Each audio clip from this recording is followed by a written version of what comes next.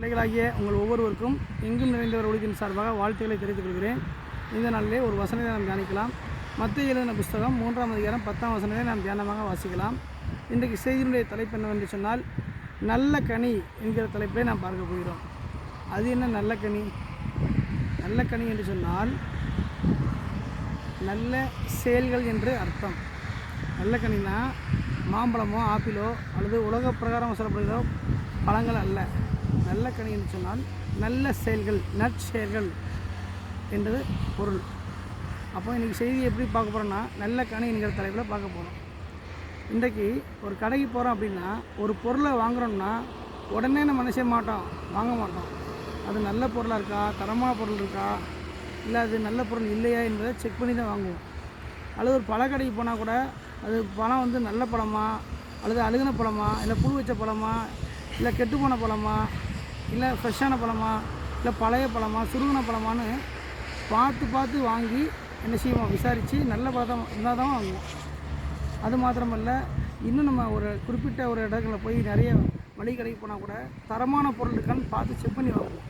அப்போது ஒவ்வொரு இடத்துலையும் ஒரு நல்ல பொருள் இருக்கா இல்லையாங்கிறத ஆலோசனை பண்ணி அதை பரிசோதித்து அதை செக் பண்ணி தான் நம்ம வாங்குகிறோம். அப்படி வாங்குகிற நமக்கு, அப்படி அதை வாங்கணும்னு யோசிக்க தெரிஞ்ச நமக்கு, இந்த பூமியில் வாழ்கிற வாழ்க்கையில் மட்டும் நல்ல செயல்கள் செய்கிறோமா, கெட்ட செயல்கள் செய்கிறோமா அப்படிங்கிறத மட்டும் ஏன் யோசிக்க முடியல? வேதம் என்ன சொல்லுது, இயேசு கிறிஸ்து என்ன சொல்லுறாருன்னா, இந்த பூமியில் பிறந்த ஒவ்வொரு மனுஷனும் தன்னை நம்புகிற ஒவ்வொருவரும் நல்ல கனிகளாகிய நல்ல செயல்களை செய்ய வேண்டும் என்பதை தான் அவர் விரும்புகிறார். எப்படி நல்ல பழங்களையோ நல்ல பொருட்களையோ பார்த்து வாங்கி வைத்து கொண்டு வீட்டுக்கு வருகிறோமோ, அதே போல் நல்ல செயல்களை செய்யக்கூடிய நல்ல மனுஷனை தான் அவர் தேர்ந்தெடுத்து அவர் தன்னுடைய ராஜ்யத்தில் என்ன செய்கிறாரு, அவர் வைத்துக் கொள்கிறவராக இருக்கிறார். அப்போ நல்ல செயல்களை செய்ய பழக வேண்டும். நல்ல கனினா நல்ல செயல்கள்னு அர்த்தம். சரி, அந்த நல்ல செயல்கள்னால் என்ன அப்படிங்கிறத வேதத்தில் பார்க்கும் பொழுது கலாத்தியர் 5ஆம் அதிகாரத்தில் போட்டிருக்கு.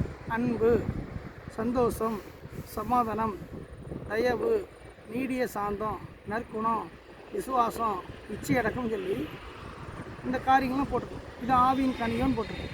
அப்போது இதெல்லாம் ஒரு நல்ல ஒரு செயல்களுக்கு அடையாளம். அப்போ இப்படிப்பட்ட ஒரு நல்ல செயல்களாகிய நல்ல கனியை நாம் பார்த்தீங்க அப்படின்னா என்ன செய்யணும், வாழ்க்கையில் செயல்பாட்டில் கொண்டு வரணுங்கிறது தான் ஆண்டவர் விரும்புகிறார்.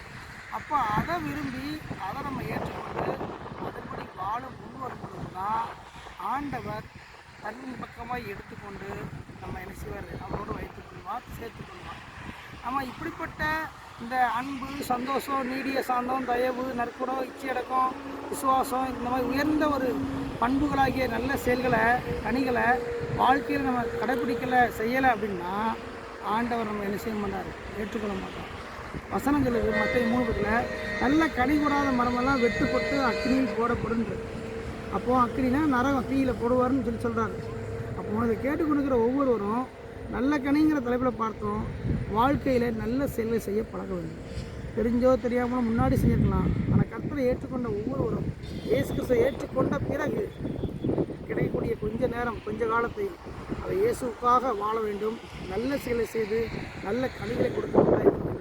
சரி, இதை யார் வயதில் கடைப்பிடிச்சாங்க, யார் நல்ல கனிகளை கொடுத்தாங்க அப்படின்னு சொல்லி பார்க்கும்போது வேதத்தில் அழகாக போட்டிருந்து ஆண்டவரே நம்ம எடுத்துக்காட்ட பார்க்கலாம். என்னிடத்தில் பாவம் உண்டு என்று யாரும் குறை சொல்ல முடியாதுங்கிற அளவுக்கு அவர் வாழ்ந்து காமிச்சார். தேவனாக இருந்தாலும் அவர் மனிதனாகவும் என்ன செய்தார், அவர் பூமியில் வந்தார். அந்த மனித வாழ்க்கையில் எல்லா கஷ்டங்களையும் அவர் அனுபவித்து யோசித்து எல்லாம் புரிஞ்சிருந்தாலும் அவர் அவ்வளோ தூரம் என்ன செய்தார், நல்ல செயல்களை வெளிப்படுத்த ஆரம்பித்தார். அப்போஸ்தலர் 19 போட்டிருக்கு, அவர் நல்ல செயல்களை நன்மை செய்கிறவராய் சுற்றி தெரிந்தான்னு போட்டிருக்கு.